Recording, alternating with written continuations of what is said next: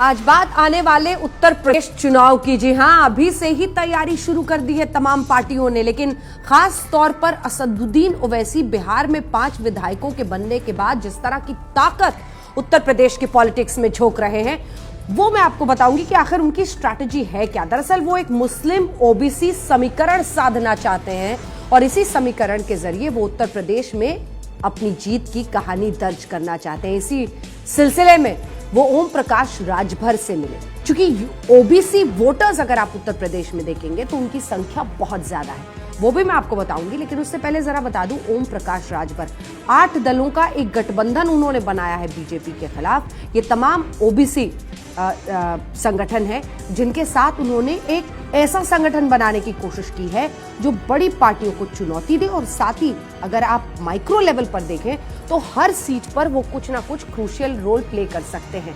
अब इन्हीं पार्टियों के 8 पार्टियों के गठबंधन के साथ ओम प्रकाश राजभर थे और असदुद्दीन ओवैसी उनसे लखनऊ में मिले। कोशिश ये है कि ओम प्रकाश राजभर के साथ जो ये गठबंधन बने, यानी ओबीसी इसको लाने का पूरा जिम्मा होगा ओम प्रकाश राजभर पर, और इधर मुस्लिम मतदाताओं को उनसे शामिल करने का, मिलाने की पूरी जिम्मेदारी होगी असदुद्दीन ओवैसी की।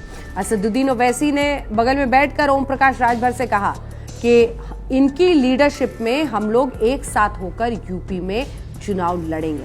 अब हम आपको बताते हैं ओबीसी का भी समीकरण और पूरा गुणा भाग उत्तर प्रदेश में, और साथ ही मुस्लिम मतदाताओं का भी, और क्यों ये कॉम्बिनेशन समाजवादी पार्टी को, बीएसपी को बहुत नुकसान। अच्छा, सिर्फ ओम प्रकाश राजभर नहीं, शिवपाल यादव जो अखिलेश यादव के चाचा थे, शिवपाल यादव ने जो पार्टी अलग होकर बनाई है उसको भी ओवैसी अपने साथ शामिल करना चाहते हैं। तो आपको पहले बताते हैं कि कितने ओबीसी हैं, कितने फीसदी उत्तर प्रदेश में, और खास तौर पर जो गैर यादव बिरादरी है वो कितने हैं और कितने क्रूशियल हो सकते हैं।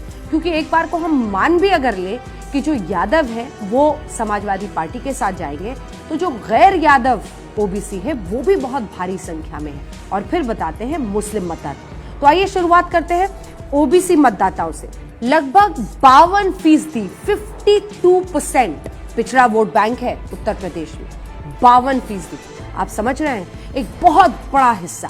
और दूसरी तरफ जो गैर यादव बिरादरी है उसमें 43%, 43%। वहीं जब आप मुस्लिम मतदाता देखते हैं तो वो लगभग 22% है।